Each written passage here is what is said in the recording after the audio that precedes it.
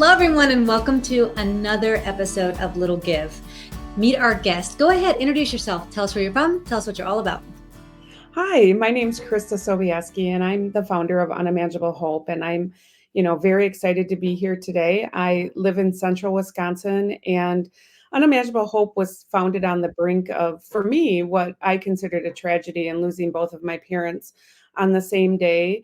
And naturally, just wanting to do something and give back, we founded Unimaginable Hope in 2019. And what I learned is just how wonderful, giving is. And I think that, that's always a great thing. But what I didn't realize is how much founding Unimaginable Hope and the projects and the activities that we do behind it would actually help heal my heart. And through my small freelance business, Thoughtful Seed Project, I actually wrote a book called Giving into Hope, and just really how everything has come together and just how it really has helped heal me and make a difference in our community and the area that we live in, Wisconsin. And, it's just been really rewarding. And, what the overall message really is just that when you go through dark times or sadness, how helping others and giving to others can really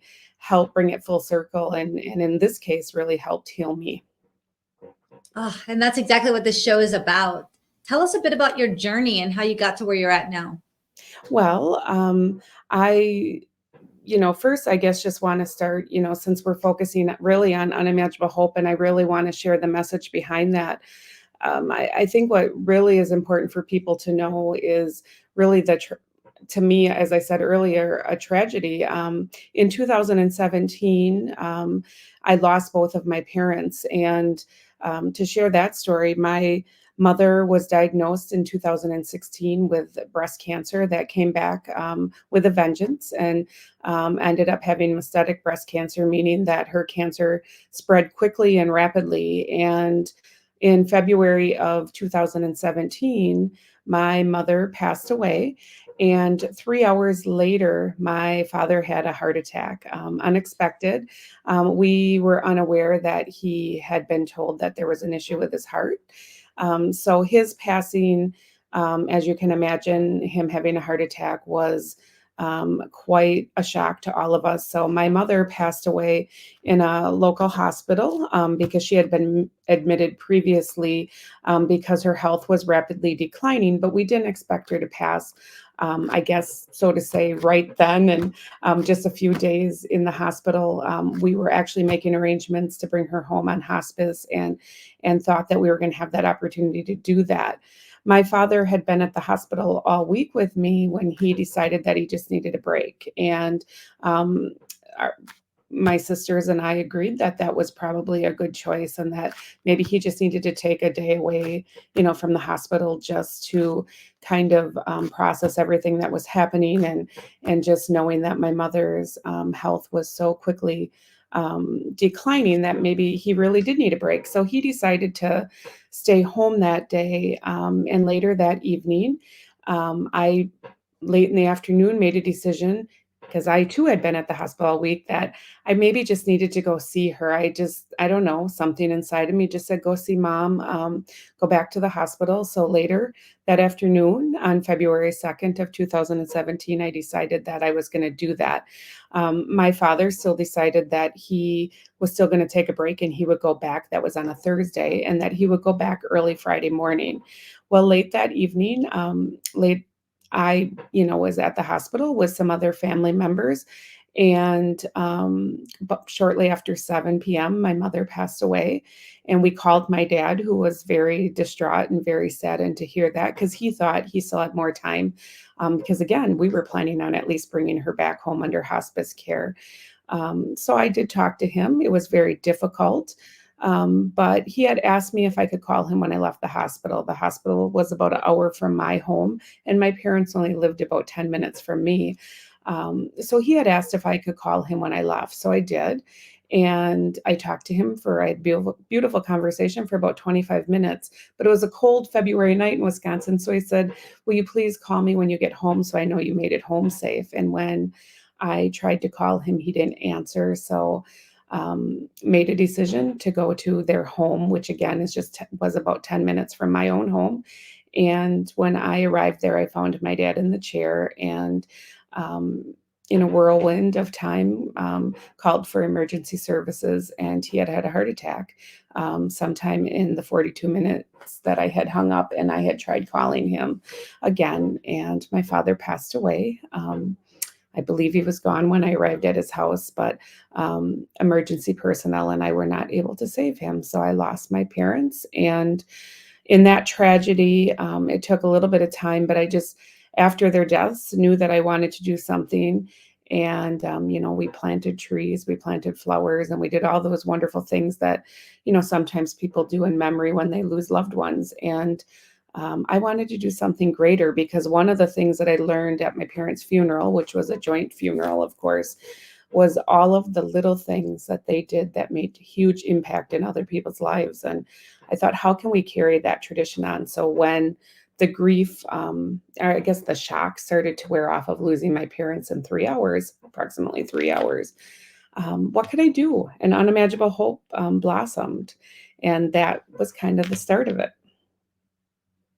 Oh, I'm a mess over here just hearing you relive the story of how you lost your parents. And I'm so sorry that you went through that. And thank you for sharing that. I know that had to be really hard. And I think it's so amazing whenever people take their pain and they turn to purpose. And that seems like that's what you've done. Tell us more about this nonprofit that you founded and how that it's impacting others. So, again, later that fall, they passed away in February, and later that fall, I had really just reached out to, first my family. My husband, who, we've been married for over 26 years and together for over 30.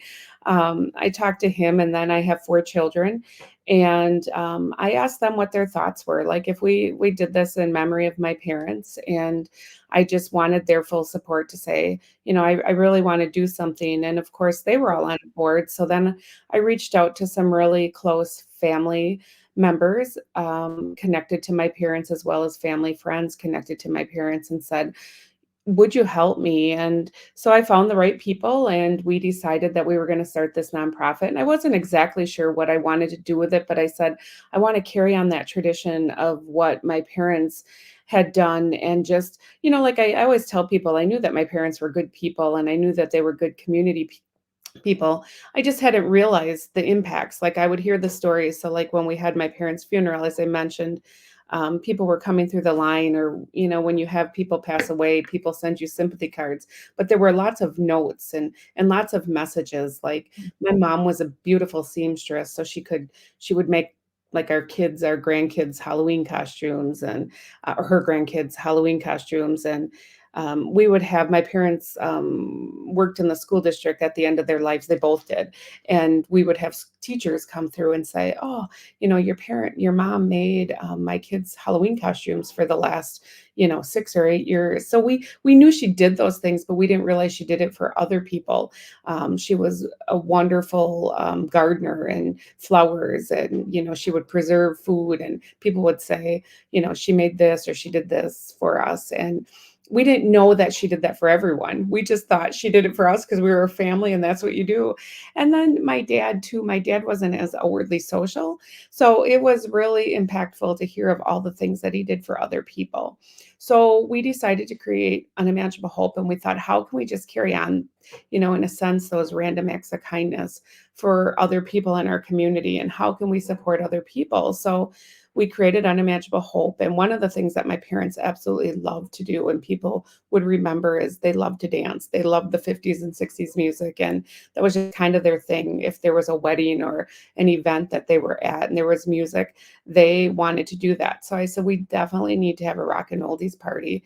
And we need to, remember their spirit and how much they love that kind of music, and they love that dancing together. And so that's what we did. We held our first rock and oldies party in the spring of 2018. And with the exception of COVID, when we were unable to hold the large event, We've done it now for 5 years, so we have it every April. And this last April was our 5th anniversary, which was really exciting. So that's where we raise the majority of our money. It's usually a 5 or 6 hour event. We have bands that come in. Our community is tremendous, and the people that support us. We have large basket raffles. We have large baskets that come in from local businesses and individuals, and other prizes. And we do a silent auction, and just collect donations. And it has become an event that people look forward to every year. They ask if we're going to have it. We're in a very small community of about 6,000 people, and we bring in probably 500 or 600 people at least. We don't really truly keep count, but that come in and have fun at this event. They dance, they support our raffles, and we raise quite a bit of money, and it's quite exciting to be able to do that. Hi, my name is Justin Clark, and I'm the president of the board of directors for Driving Single Parents, a 501c3 nonprofit serving the citizens of San Antonio and Bexar County, Texas. I'm here today to tell you a little bit about the great work that our organization is doing for the citizens of San Antonio. What you're about to see is just a few photos and videos of the way that we're changing lives for single parents in and around San Antonio, Texas. Our first giveaway took place in April of 2017, just one short month after the formation of our organization.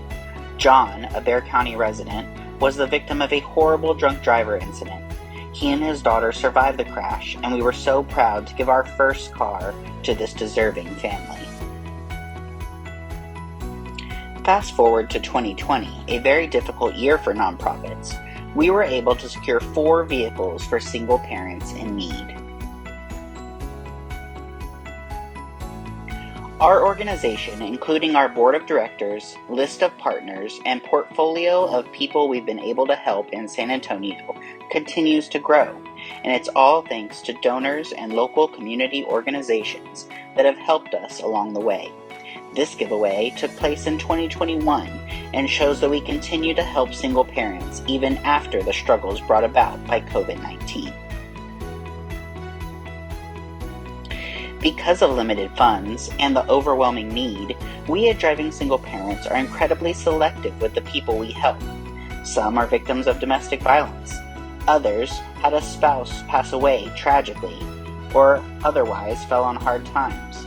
These single parents show adversity in the face of challenge and aren't looking for a handout. We offer a hand up and help get them back in the driver's seat. Many of the single parents we help go on to graduate college, get promotions, get married, mentor others, and some have even been so touched by the gift we gave them that they have decided to join our board of directors to pay it forward and ensure the continued growth of our organization. If you would like to help our organization continue to grow and continue to help single parents in need in San Antonio, Texas, and Bexar County, Texas, we would really appreciate your support. Please visit us online at www.drivingsingleparents.org. Thank you. Oh my goodness. I just love what you're doing.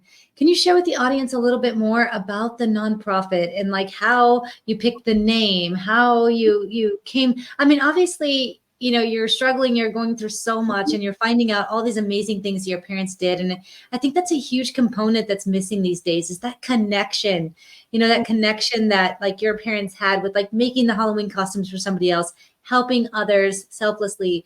I think so much of that's missing in our everyday world now. And the fact that you've gone on and taken all of that and turned it into this amazing thing, I want to know more about that process. Absolutely. So again, the Rock and Oldies party just blossomed naturally, I think, and it's just a fun event that brings people together. So that came really easy, and planning that has, the support behind that and the donors and the sponsors has made it easy. And I think people quickly learned some of the things that we started to do with the funds. So we have 2 main projects that I'll really focus on today, among the other things, but we created our Tennies for Teen project that has really become a special thing where we work with teenagers. We work with some other organizations that service teenagers, but we found that one of the things that really was missing is support for teenagers, and quality shoes is something that we don't think about, but we found that there was a need, not just in our community, but the surrounding area. So we work to find teenagers who might just need a really good pair of tennis shoes. So sometimes I meet with them, sometimes um, we have other people that just know what they might like, but I would actually go in with a laptop and meet with these students, maybe at schools or other places where they are, and really let them pick out a quality pair of shoes. And I will tell you, it is humbling when you meet a teenager who has never ever had a brand new pair of shoes, and it's just so rewarding to be able to give them that. And when they ask if they can keep the box too, you know how special that is for them, because they've never, like I said, they've never had a pair of quality tennis shoes, and to be able to pick that out. And this last year, we actually worked with a area shoe store that we actually had the teenagers come in. Of course, we didn't take their pictures just for confidentiality reasons, but we had a group maybe of 15 to 20 teens that actually came in, and that was very exciting because they were able to pick out their own shoes, and just that reward of getting that is super. And then we have our Hearts for Hope program. That is another program that was really started with the goal behind, because when my mother was very sick, someone brought her a care pack at the hospital that was donated, and she received a large tie blanket and other gifts. And she was so touched by that, not that she necessarily needed it, but that others would think of her.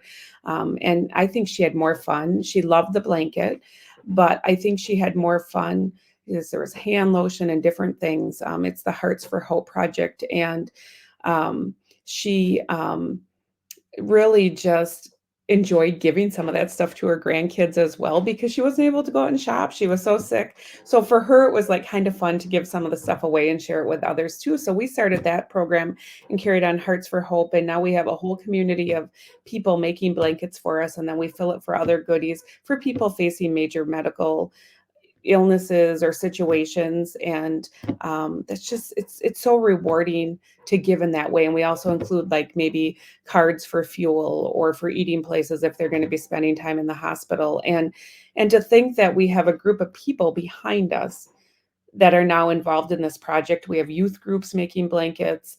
It's really become full circle, and it's so rewarding. Hi, my name is Andrew Fraley, and I believe that sometimes we all need a little bit of help.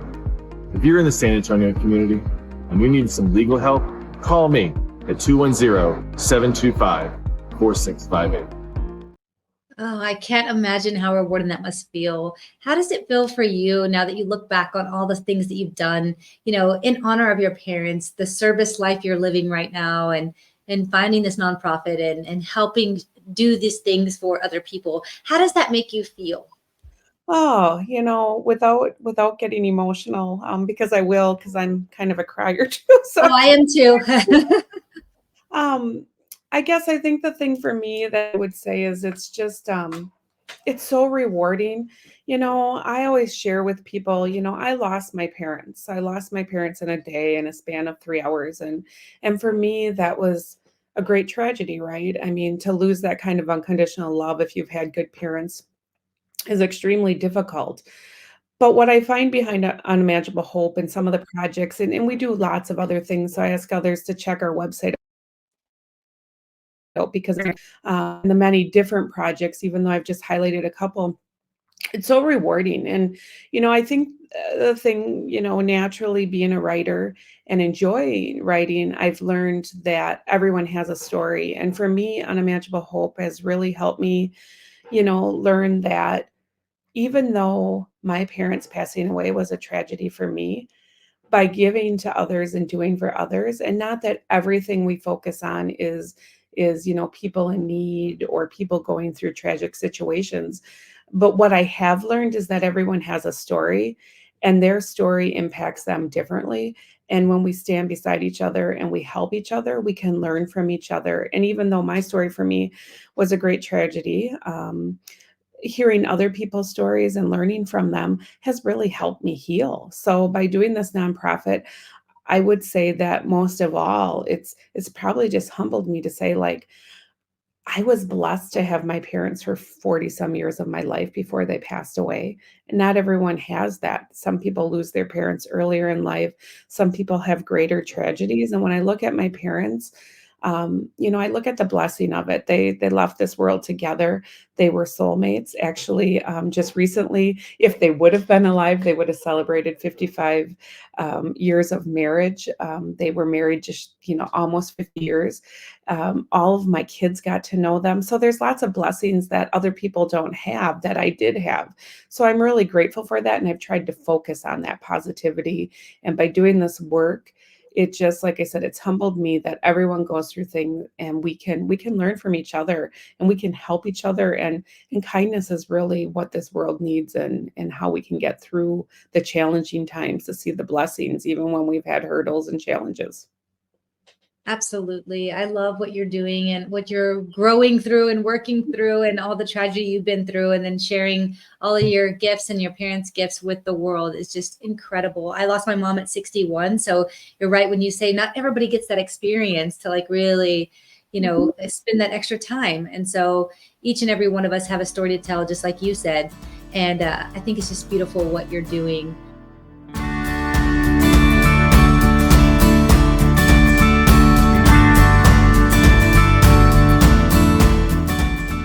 Why don't you tell the audience a little bit about a little give? I love to ask all of my guests a question that is so important to me. Can you give the audience an example of a little thing that they can do in their community that might just be a little give on their end, but might make a big impact on the other side? Well, in reality, I think any little give is really any kind of act of kindness that can make a difference. So the things that don't cost money are just simple. Uh, whether you're giving someone a smile or just encouraging them and cheering them on. I mean, I think that's a free give that we can all do if we just take a few minutes to listen and respect each other and have empathy for the human race all around us. But in reality, I think, just doing the small things, whether that is, buying someone's cup of coffee or buying their meal or picking up their grocery tab or just supporting them in that way, because I think people just need support, and those little bitty things that you can do every day, or giving someone a bouquet of flowers that are very inexpensive, make the world a better place and make that person's day better. So anything that you can do just to spread kindness and share the light of goodness can really turn that person's day around. And when you do that and you can see that impact, you've just changed the day for that person, hopefully, to have a little bit of hope for the future. I could not agree more. As humans, we're all meant to connect. We're supposed to be in community, and we're seeking that connection every day. And you'd be so shocked, and I know you know this, but maybe some of the audience members don't know how much that little gesture of a smile, a simple Halloween costume like your mom used to do, and things like that really do carry on in these people's memories for years and years to come, and also change the way that they treat other people and help other people. So I love that example. Thank you so much for sharing that. Why don't you tell the audience about a time in your life where somebody did something little for you that, might have been just a little give on their end, but really made an impact on you and in your life? Well, I'm hoping, just to share that I think for me, something that someone did for me was just being there to listen for me. So when I lost my parents, I went through really a 7-year period of just grief, and was part of another situation where it just felt like everything was really dark. And I think the biggest thing for me is I had a very close, she was a former school teacher, and really a mentor, and really became a good friend in my life. And the biggest thing that she did for me was just listen to me and care about me. And I think, again, that word empathy and giving people hope is such a big gift, and that's something that we can give freely of ourselves. So we need to just slow down, listen, and I think the key for me is that little give is just listening, and it plays such an important factor in our lives. And for me, having that friend who would listen and give me support and give me hope was such a reward in my life, and I'm so grateful for that. Great example. Great example. Thank you for sharing that. And that's something that I want the audience to really see, is that it doesn't have to cost you a $10,000 check to give back. It doesn't have to take a week of your time to volunteer. There's so many little things that we can do in our everyday community that can really make a big impact. It doesn't have to be financial. It can be free. And so I'm so grateful that you came on and shared all of that. I want you to tell the audience how we can support you. Obviously, you have this beautiful nonprofit. Tell us a bit about what you need from us to continue this amazing mission. Well, again, we do our large fundraiser every spring, but we do accept donations on a regular basis right through our website. There is a donation link that comes directly to us. And one of the things that I want to know is that any funds that you give go directly to support. We are a 9-member board. We have a 9-member board of directors, including myself and my husband. But everything that you give goes back into the community, some way, shape, or form. So everything, like people will say, well, what about administrative? We really there's no paid employees with our organization, and it's just really tremendous. And I think the other thing that I would just like to highlight is, I did write this book, Giving into Hope, and it really, it's available on Amazon, or you can go to my website, Thoughtful Seed Project, my freelance writing, and I do write blogs as well. But this book, is for sale on there or through Amazon, and I love this because it shares not just my story, but the story of Unimaginable Hope is included in here, and how the impact of losing my parents affected me and going through challenges and hurdles, and how I came out. And the key word that I use here all the time is hope, hope, hope, because if we can give people hope and we can hold on to hope, it can always get brighter. And they can support us by making donations. Read my book because it shares a lot in here about my life story and gives other people hope. So that's another way. But just I think for me, even beyond just our nonprofit, is beyond Unimaginable Hope, is just remembering to be there for each other, and do those little gives of giving each other hope and tidbits, and following along on Thoughtful Seed Project, where I write my blogs, and just learning that other people's stories are important. They do matter, and they do make a difference. And through Thoughtful Seed Project and Unimaginable Hope, I just hope that I'm making an impact on others, and really making a difference in our world. And when we do that, and you, Cindy, with your little gives, and just highlighting our nonprofits and the work that we're doing, is such a gift. So again, I thank you for all of your support, and I hope that the listeners and those who follow along, and if you can't support Unimaginable Hope, just in your own community, do what you can to make a difference, because one smile will make an impact. One smile will turn someone's day around, and that costs absolutely nothing. That's just pure kindness. And you've given me so much hope in this last 25 minutes. I'm sure this is coming across the audience the same way. So thank you for sharing your mission and everything that you're working on. I want to dive into the book a little bit real quick and just kind of hear a little bit about that journey. What made you decide that you want to write a book? And then how did you figure out what content you wanted in the book? Well, this I'll be honest, this was my again, I'll hold it up, my first published book. And naturally, I feel like I've always been a writer. Like, I've always probably been a better writer than I think a speaker.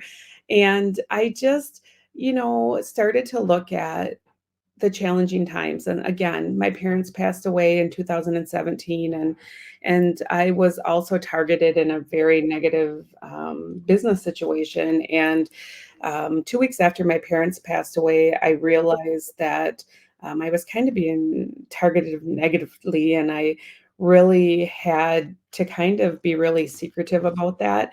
Again, the book will tell it all, but I looked back after a period of time. And I've always wanted to write a book, but I looked back and said, man, that 7 years of my life was a big blur from the time I lost my parents and going through this situation shortly after them with the business matter. And I just really thought when I finally started to speak about everything, just in general, people would say to me, wow, we didn't realize you went through all of that. We just really thought you were grieving your parents. We didn't realize everything else was going on. And people couldn't know because I wasn't sharing. I was very secretive about it. But I've always wanted to write a book, and I thought, this is what I need to write about, not because I want people to feel sympathy or to say, "Oh my gosh, you went through that." But I want people to realize that when you're going through challenges or you feel like you have that black cloud, hovering over you, I hope that my book, if they read it, will just give them that hope that no matter how bad things get or no matter how dark it seems, you can come out on the other side if you hold on to your hope and just believe that, tomorrow is going to be a better day. And for a 7-year period, that's really what I did beyond grieving my parents and grieving a career that I loved and going through some really challenging times. And then, putting it into a book. I guess the reason I did it is it's a very short, quick read, but the biggest reason I did it is because I felt like if I could make an impact in one person's life that read that, or change someone's outlook on life to say that no matter how bad life gets, you can always come out of it, then that book was worth it to them. And not only that, but it was very freeing for me to share. Cindy, I will share, and I share more in detail in book, but for 6 years, I didn't go to counseling because I was embarrassed and I was ashamed because, you know, I was on top of my game. I was a normal person and I didn't see myself as being someone. And don't ask me what that meant because that sounds really judgmental, but like, I don't need counseling. And then when I finally did, I thought, okay, I lost both my parents. Maybe I do. I need to see someone. And I share it in the story, but the first person I went to was really about gambling, and not that I want to minimize gambling addiction or anything like that, but I kept saying to her, because she kept telling me that she was, a great therapist for people who had issues with gambling addiction. And I said, but I don't have a gambling addiction. I lost my parents and I'm going through this really negative business situation, and it's created a lot of anxiety in my life, and I really need help. And I went to her 2 times, and I felt like I was really turned away because what she was providing a service for, I didn't need. So I just didn't go. I'm like, a counselor can't help me. And finally, 6 years later, I said, I really need to go talk to someone because I just have all this built up anxiety and frustration. And even though all these great things were happening with our nonprofit and we were doing things, I didn't go. And once I did, I just realized how important it was for me to release and share my story and how freeing that was, from the grief to the business matter. And I just one day said, this is what I need to write about. And I had been journaling and just jotting notes and writing down my feelings during all that time. And when I started to reread it and look at it and the feelings and emotions I felt, I thought, this has the making of a good short story, and just found the right publisher with She Rises Studio and just said, I need to do this. And the book Giving Into Hope blossomed, and here it is. That's just an incredible story. And I'm glad you touched on counseling, because I think some people are so afraid to seek out help. And then, like you said, with your story, it happens often where you get with that first counselor and they're not able to give you what you need. And then some people just give up. So I'm so grateful that you shared that, like, hey, you know what? Maybe it didn't work the first time, but you try again. If you need help, reach out for it. Do not be afraid. Don't feel like you're, weak or something because you need help. We all need help. We're all going through or growing through something in life. And I'm so grateful that you shared that, because I think it's just such a necessary thing that all people need to hear. Absolutely. And I, again, with the book, with our foundation, there's stories on there of us helping people. Everybody has a story. Everybody goes through things. And, the piece with the counseling is, again, reach out. We just live in a world where there is so much going on and people are affected so differently. And, we all grow up differently. We all come from different experiences. We all have different life experiences. And we can learn so much from each other if we're just willing to listen. And, again, like I just thought I was a person and it's not that I was conceited or thought I was above anyone, but I'm like, I don't need counseling. I'm fine. And sometimes it seems so deceiving because I have a wonderful husband. I have 4 kids and, I have a family that is supportive and loves me. But when life goes back to reality, and especially after grief, especially after death, and then when you're going through troubled times, you get in this mode that at least I did, like thinking, well, they wouldn't understand, or I can't share it with them, or Mm. how would they know how to deal with that? Or, like in my case, it'd be like, well, people lose people all the time. People pass away. That's just how life works. So why am I still struggling with this? But what I had not thought about until I went back and reread some of my notes was like, wow, I really went through a lot in a short period of time.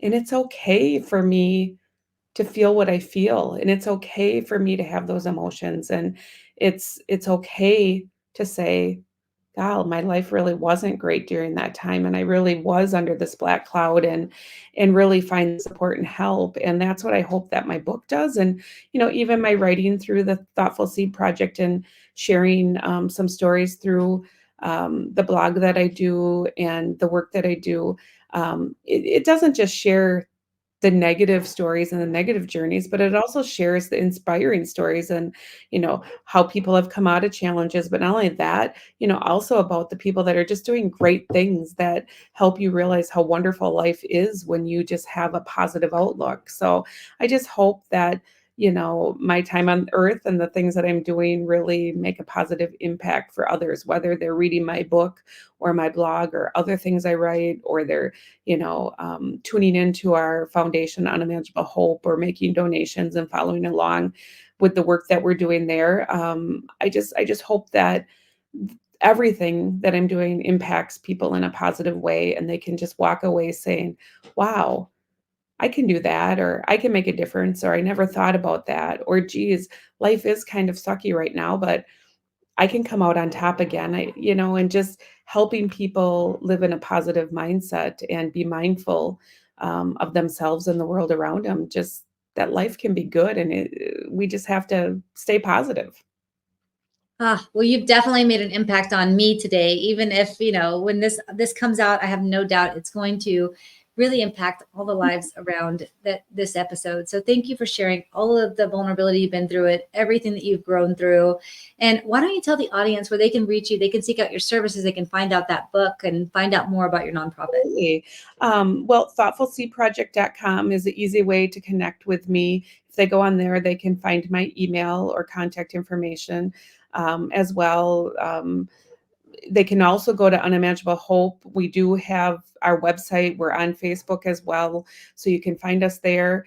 Again, if you send an email to either one, no matter what you're looking for, if you're looking for help with writing services or even sharing your own story, I can connect you, to the publisher that I used as well.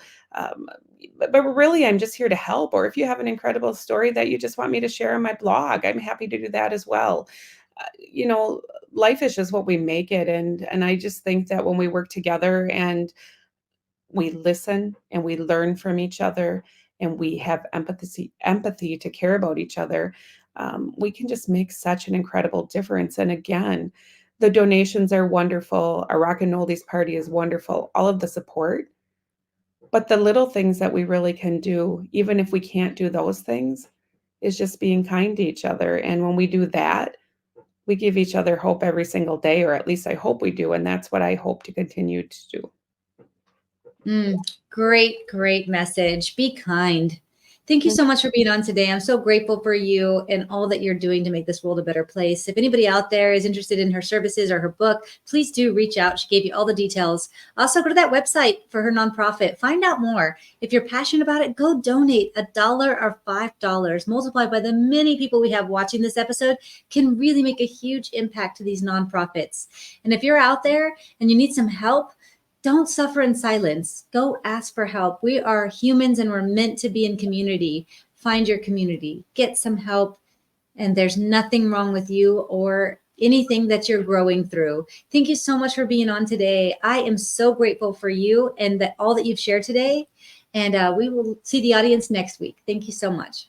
Thank you, Cindy. It's a great honor to be on your show, Little Gives, today. And you're just as incredible and all the people that you feature. And, I think it's just a testament to the difference that we can all make in the world when we just put our minds to it. So thank you for everything you do as well. It's a great honor to have been on your show today.